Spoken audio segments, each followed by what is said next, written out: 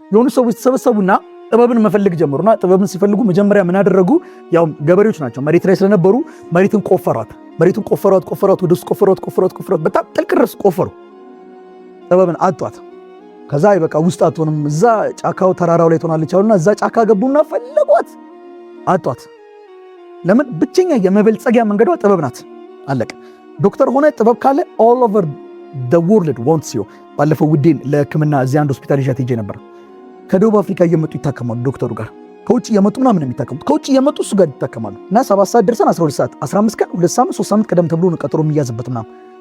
ምንም ሙያ ውስጥ ግቡ። ዊዝደም ብቸኛው ውዷ ነገር ናትና ተራራው ላይ ወጡና አሉ ጫካ ውስጥ በጣም ቆፈሩ፣ ፈለጉ፣ ጫካ ውስጥ አተራመሱ፣ ዛፉን ቆረጡ፣ አጧታሉ። ከዛ ፋይናሊ አይ ወደ ሰማይ ብንሄድ ነው ልናገኛት የምንችለው አሉና ወደ ላይ ህንፃ ሰሩ፣ ፍለጋ። ከዛ ዳመናው ጋር ደረሱ።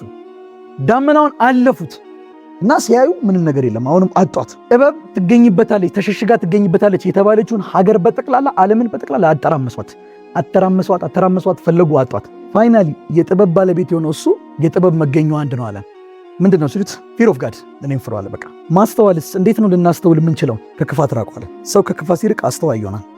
አይገኝም ማስተዋል።